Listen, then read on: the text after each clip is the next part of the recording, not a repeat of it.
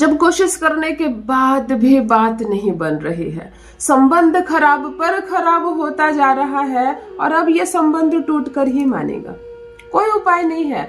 आप भी प्रयास करके थक गए और आपने जिसको लाया सब प्रयास करके थक गए। संबंध जब टूटने पर आ जाए तो सामने वाले की मति खराब हो जाती है। अब वो नहीं रखेगा आपको, नहीं रहना चाहता आपके साथ। और कहीं ना कहीं आपका भी ईगो हर्ट हो रहा है कि तुम नहीं रखोगे तो क्या मैं जबरदस्ती रहूंगी तुम्हारे साथ, मैं क्या नौकरानी हूँ, मेरी कोई हैसियत नहीं है क्या, मैं अपने पिता के घर चली जाऊंगी, मैं भी जॉब करूंगी। इस तरह की ईगोज आ गए हैं, इस तरह की बातें आ गई हैं और इस संबंध पूर्ण रूप से बिगड़ गया। एक बिगड़े हुए संबंध को थोड़ी बहुत बात बनाई जा सकती है, लेकिन ये हो सकता है कि सब कुछ स्मूथ हो जाए और फिर आप लोग प्रेम से रहने लगे साथ में। रिश्तों में वो नजाकत आ जाए, वो शर्म आ जाए, वो हया आ जाए, वो तुम्हारा सम्मान करने लगे, तुम उसका फिर से सम्मान करने लगो, फिर सारी दुनिया एक तरफ, तुम दोनों एक हो जाओ। ये बहुत मुश्किल है, ये बहुत मुश्किल है। ये सिर्फ उस वक्त पॉसिबल है जब दोनों के बीच कोई समस्या नहीं थी, तुम विवाह करके इस घर में आई थी, वो तुम्हारे लिए अनजान था, तुम उसके लिए अनजान थी। फिर धीरे धीरे दोस्ती होती है, प्यार होता है, समय आगे बढ़ता है और कब दोनों दो से एक हो जाते हो, कब दुनिया से दूर तुम लोग अपनी एक दुनिया बसा लेते हो।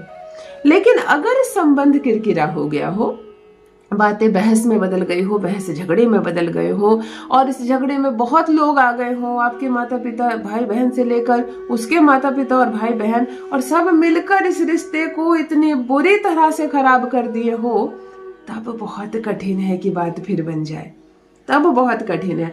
तो ऐसी स्थिति में आपको कोई साधारण उपाय नहीं चलेगा, जिसे हम अंतिम स्थिति कहते हैं।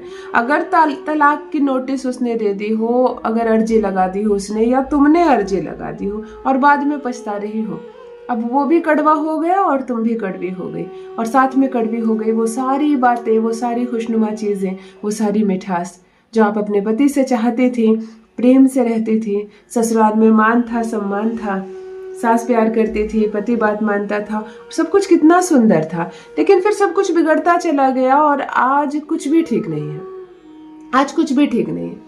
तो जब कुछ भी ठीक नहीं है या तलाक की तारीख निर्धारित हो गई हो और उस सिचुएशन में भी अगर कोई पार्टनर चाहता है कि मैं अपने रिश्ते को फिर बचा लूं, ये रिश्ता ना टूटे, ये रिश्ता फिर से जुड़ जाए, हम दोनों फिर एक कोशिश करें और सब कुछ ठीक हो जाए, तब मेरा बताया यह प्रयोग आप करेंगे। क्या करेंगे मतलब पुरुष भी कर सकते हैं और महिला भी कर सकती हैं। महज नमक का एक प्रयोग करके आप स्थिति को बदल सकते हैं, आप परिस्थिति बदल सकते हैं। अगर तलाक के पेपर बन गया हो, तिथि निर्धारित हो गया हो, तो वो तिथि टल जाएगी। मस्तिष्क लोगों का ऐसा घूम जाएगा, आपके पति का दिमाग ऐसा घूम जाएगा कि वो कागज को फाड़ कर फेंकेगा और कहेगा नहीं, मुझे किसी की बात नहीं सुननी, मुझे मेरी पत्नी के साथ रहना, मुझे ये रिश्ता आगे लेकर जाना है।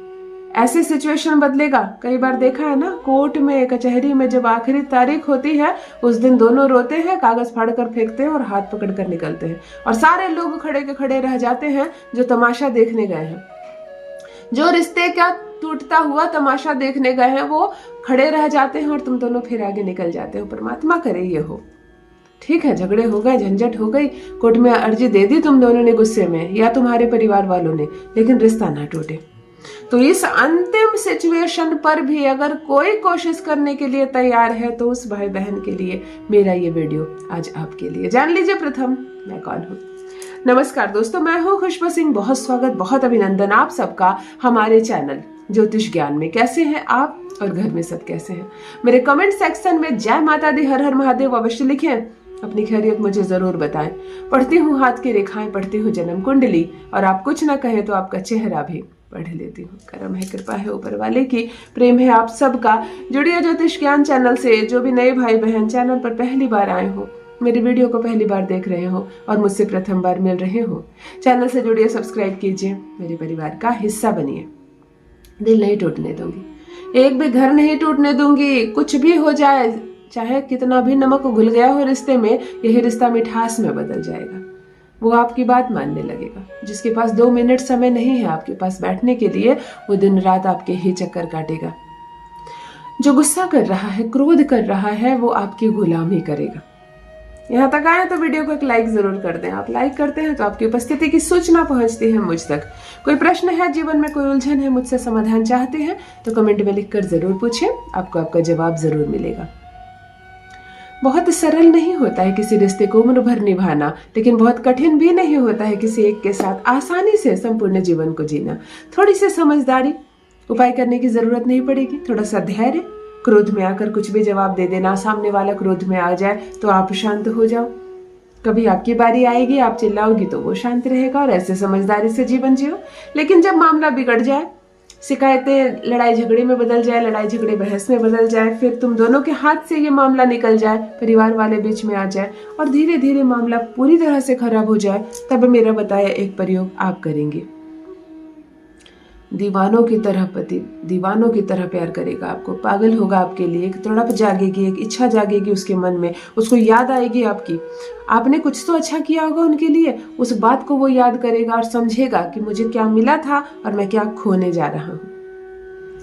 1.25 किलो तोल कर नमक लाना, मतलब कितना नमक चाहिए सोचो, एक मुट्ठी नमक नहीं, पूरा 1 kg का एक पैकेट, और एक पैकेट का 1/4 भाग, बिल्कुल 1.25 किलो तराजू में तोल कर नमक लाना।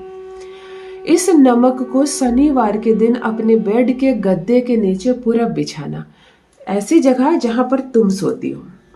पूरा कंप्लीट बिछाने की जरूरत नहीं है, 1.25 kg नमक को फैला देना, पन्नी डालकर फैला सकती हो, एक कपड़ा बिछाकर जैसे समझ में आए वैसे फैलाना, इसके ऊपर फिर पन्नी दे देना, अपना गद्दा दे देना, और आज से इसी पर तुम सोओगी।